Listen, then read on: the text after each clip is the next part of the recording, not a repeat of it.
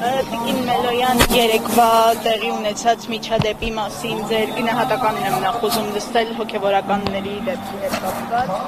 փաստաբանական թիմին չէին թողնում գործել քննչական կոմիտե եւ իրենց ծառայությունների մուտքագրել։ Երեկվա իրադարձությունը մեր երկրի, մեր հայոց պատմության հերթական ամոթալի ողբերգական դրվագներից է, որոնք բնականաբար դաջվելու են հայոց պատմության էջերում, ու այստեղ խնդիրը կայանում է նրանում, որ սա առաջի դեպքը չէ, սա հաջորդական շղթա է եւ ցավոք սրտի նաեւ սա վերջին միջադեպը չի լինելու, ինչ տեղի ունեցավ երեք առավոտվանից մենք իրազեկվեցինք, որ հոգեվորականներ են բացակայում, սկզբից 6, այնուհետև 8, այնուհետև 12 հոգևորականի մասին է խոսքը եւ խնդիրը կայանում է նրանում, որ մենք ճակերտավոր, իրավական ժողովրդավար պետությունում ենք ապրում, որտեղ մարդկանց նկատմամբ երբ հարվածում են քրեական գործեր, կոնկրետ իրավական ընթացակարգեր կան, մարդիկ ծանոթվում են, հրավիրում են քննչական մարմին կամ եթե մարդկանց բերման են ենթարկում, կա հատուկ բերման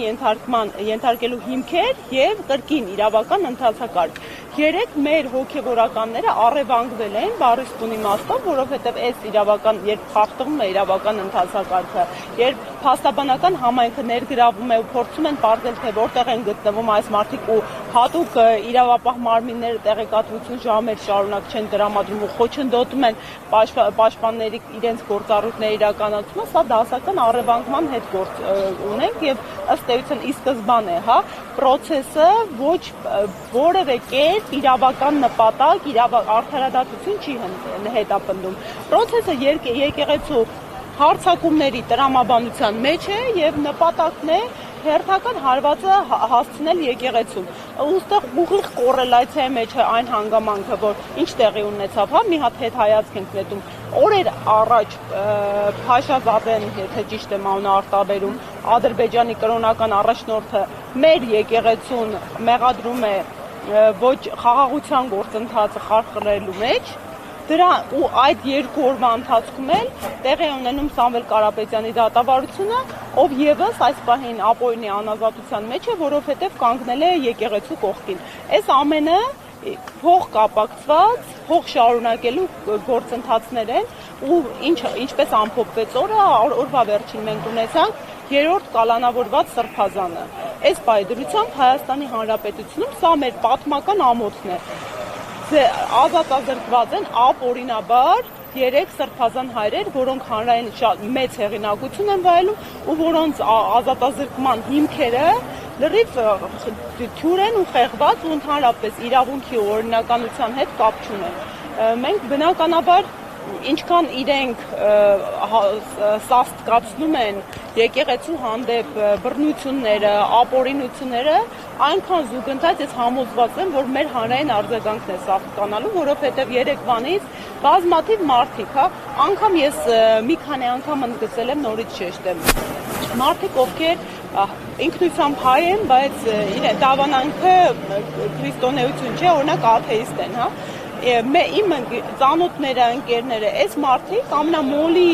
քրիստոնյայից ավելի առաջին շարք են կանգնած, որովհետև եթե մարդ ողջամտություն ունի, եթե մարդը գիտակից է, հասկանում է, այստեղ անձերի հարց չէ, եկեղեցի ինստիտուտն են թիրախավորում, իսկ ինչու են եկեղեցի ինստիտուտը թիրախավորում։ Եկեղեցի ինստիտուտը մեր սահմանադրությամբ ունի բացառիկ կարգավիճակի, հայաստանյաց առաքելական սուրբ եկեղեցին սահման իր մեր հայոց պատմության ընթացքում բացառիկ դերով պայմանավորված հատուկ տեղն է ստացել մեր սահմանադրության մեջ, որտեղ ընդգծվել է, որ եկեղեցու առաքելությունը հայ ժողովրդի ինքնության պահպանումն է։ Այսինքն թիրախը հայ ժողովրդի ինքնությունն է։ Փորձում են կործանել, ավիրել, քայքայել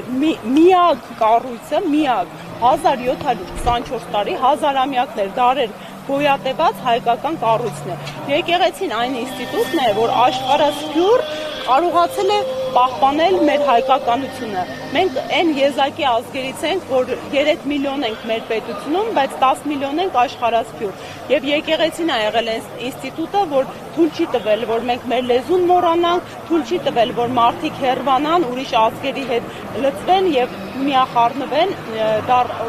մոռանալով իրենց ակունքները։ Այսինքն դասականորեն, գործնականորեն եւ փաստային կերպով ապացուցված է, որ եկեղեցին այո հայի ինքնության պահպանման հենասյունն է։ Հետևաբար հայերը պետք է գիտակցեն, որ իրենց ինքնությունն է թիրախավորված եւ եթե իրենք ունեն որոշում ունենալու պետություն, պետականություն, ունենալու ինքնություն այս աշխարհում որպես հայ մնալու, գոյատևելու, մենք բոլորս պետք է ոտքի կանգնենք եւ դառնանք այդ պատնեշը, որը կպաշտպանի մեր եկեղեցուն ինստիտուտը, որը ինքն է մեզ միշտ թիկունք հանդիսացել այս ապօրինի հարվածներից։ Տիկին Մելոյան արդեն թվով 3-րդ բարձրաստիճան հոգևորականն էր, որը ձերբակալվում է։ Սա ինչ-որ հատուկ ծրագիր է, ինչ կասեք։ Այս ամբողջ խոսքը հենց դրան էր միտած, այո, ուղղակիորեն ծրագիր է, որը հետևողականորեն իրականացվում է, եւ այս հարվածները, այս գործընթացը իմ գնահատմամբ ի սկզբանե կարող էր տեղի ունեցած լինել, ուղղակի հենց երբ մեր երկրի ինչ ունենք այսօր, մեր երկրի գործադիր իշխանության ղեկավարը վարչապետը նախահարցակ եղավ եկեղեցուն հունիս ամսվանից Facebook-յան գրառումներով, հայտարարություններով, ըստ որի իրավունքը ինքը չուներ, որովհետև ի տարբերություն ինձ, ձեզ, մարդկանց, ովքեր կաշկանդված են միայն իրեն օրենքով ու կարող են անել այն ամենը, ինչ օրենքը չի արգելում, ինքը կաշկանդված է օրենքով ու կարող է անել միայն այն, ինչ օրենքն է իրեն թույլ տալիս։ Իսկ վարչապետը նման իրավասություն, իրավազորություն, գործառույթ միջամտելու ներեկեղեցական հարաբերություններն ինչքան էլ որ վերացական վերցնենք, որ այնտեղ կարող է խախտում է արձանագրվել։ Դրա իրավունքը ինքը չունի, երբ ինքը այդ կարմիր գիծը հատում է արգելել, այդ ժամանակ ինքն է հանցագործություն իրականացնում։ Ինքն է հանցագործը։ Ուղղակի մեր խնդիրը նրանում է, ճգնաժամային իրավիճակը կանում է նրանում, որ իր հակաօրինական գործողությունները չեն ստանում իրավական գնահատական, չի ենթարկվում պատասխանատվության։ Ու սա առաջի դեպքը չէ։ Այս նույն իրավիճակին մենք առերեսվել ենք ի սկզբանե, երբ վարչապետի կոչով շրջափակվեցին դատարանները, դատական իշխանության նկատմամբ նկրտում էր ընդամենը իր քիմքին ոչ հաջող եւ իր քիմքին ոչ հարիր դատական ակտ ընդունելու պատճառով։ Դա տեղի ունեցավ, երբ դրանից հետո շրջափակվեց օրենսդիր մարմինը, ազգային ժողովը կրկին, դրանից հետո սահմանադրական դատանի շուրջ 1 տարի տևող գործընթացները, դրանից հետո կրկին, ոչ իշխանահաճո արդար իրենց խղճին օրենքին հավատարիմ դատավորների գործողությունները, դատավորների լիազորությունները կասեցնելը ու նույն իրականությունում այն դատավորները, ովքեր կամակատար են առաջ խաղացում ապահովելը։ Մի խոսքով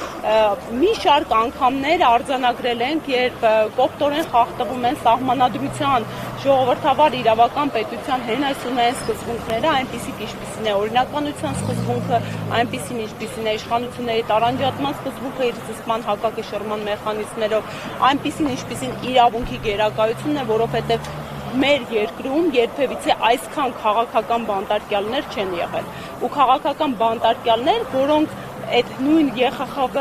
1900-րդ բանաձևի բոլոր 5 տարերով համապատասխանում են այդ հասկացությանը քաղաքական բանտարկյալների։ Այսօր այս մարդիկ քաղաքական բանտարկյալ են ԵԽԽՎ անդամ 46 պետությունների տրամաբանությամբ։ Ու այս ճնշումները, հետապնդումները եւ հարձակումները եկեղեցու նկատմամբ ակնհայտորեն շարունակական են լինելու։ Դիմացը այս ամենը նախ ակնհայտորեն 2026 թվականի ընտրությունների տրամաբանության մեջ է, որովհետեւ քաղաքացիական պայմանագիրը իր վերջին համաժողովին հայտարարեց, իրենց հռչակագիրը ներկայացրեցին, որով իրենք հստակ տեսլական են ներկայացրել։ Առաջինը ակնկալում են ժողովրդի քվեն եւ ժողովրդի քվեն ստանալուց հետո իրենք փոխելու են մեր սահմանադրությունը, իրենք խարխլելու են մեր պետականության հենասյուները, այդ իրենց 4-րդ հանրապետության նախերգանքով, իսկ 4-րդ հանրապետության նախերգանքը օրակարգ դարձնելը վարչապետի շուրթերով դա մեր գործող հանրապետությունը եւ հանրապետության իրավական հիմքերը հարցականի տակ դնելը։ Դա լրջագույն խնդիր է, լրջագույն վտանգ է, ընդհանրապես մեր պետությունը, մեր հանրապետությունը, մեր ինքնիշխանությունը համարակալման ենթակա չէ։ Մենք Հայաստանի Հանրապետությունն ենք առանց համարակալման։ Ու մեր հայ ժողովուրդը պետք է այս շղթայական տրամաբանական կապին հետևողական լինի եւ մենք հասկանանք, որ 2026 թիվը իրականում բախտորոշիչ է լինելու եւ այսօրվա իշխանությունը այս բոլոր հետապնդումներում են մեկուսացնում են մեր հոգեվոր հայրերին, հարձակվում են մեր եկեղեցու վրա, ազատազրկում են զոհված զինծառայողների, նահատակված մեր հերոսների ծնողներին, ազատազրկում են հայ մեծանուն բարերարին։ Ընդ որում երկու այդ մասշտաբի բարերար ունենք, փորձի ցուցակում ընդգրկված մարդիկ, մեկը հիմա ազատազրկված է Բաքվում, մյուսը իր հայրենիքում Հայաստանի Հանրապետությունում։ Անգամ միջազգային գործընկերներս այդ դեպքից հետո զանգահարում են եւ հարցում են արդյոք դա համապատասխանում է իրականությանը։ Նույն մեջբերեմ երկուսի, թե Ռուբեն Վարդանյանի, թե Սամվել Կարապետյանի միջազգային իրավունքի շատ հեղինակավոր մասնագետների պաշտպանների խոսքերը, երկուսն էլ, առաջինը Ռուբեն Վարդանյանի իրավապաշտպանը, չդիվանելով մարդը սոցիալական հարթակում գրառում արեց, որ իր տասնամյակների պրակտիկայում ինքը նման նախադեպ չի հանդիպել, որ պետությունը չհամագործակցի ռազմագերիների վերադարձման հարցում, իսկ գերիների վերադարձի ապահովումը միայն հնարավոր է, եթե կա պետության հետ համագործակցություն եւ իր բոլոր հաջողության պատմությունները ստացվել են, որովհետեւ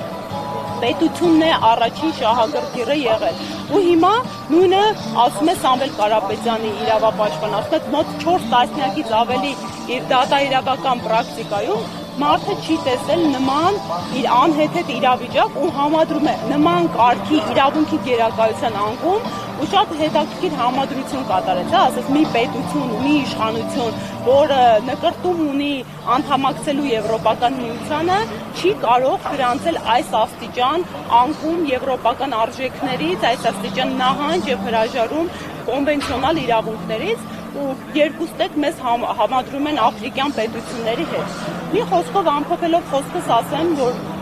սա ուղղակի շատ վաղուց արդեն քաղաքականություն չի, սա մեր բոլոր հայերիս ինքնության պահպանման հարց է, սա ազգային անվտանգության խնդիր է եւ սա մեր պետականության հետագան գոյատևման հարց է, որին պետք է բոլոր հայերը, սպիտակից մարդիկ, ողջամիտ մարդկանցով թեև թիկունք լինենք, որ կրկին ասում եմ, այն բոլոր մարդիկ ու ինստիտուտները, որ մինչ օրս մեր կողքին են կանգնել, մեր պետականության ու ազգի, նույնը Ռուբեն Վարդանյանը, Սամվել Կարապետյանը, Հայաստանյաց առաքելական Սուրբ եկեղեցին, հիմա իրենք բոլորը թիրախավորում են եւ ժամանակն է, որ մենք կանգնենք իրենց թիկունքին եւ թեև թիկունք միմյանց լինելով չփուլ տանք, որտիսի այսպիսի հայտարարք ողբերգական ներգործություն ու միջամտություն լինի եւ որպիսի մեր երկրում ի վերջո կրկին իրավունքի գերակայությունը վերականգնվի։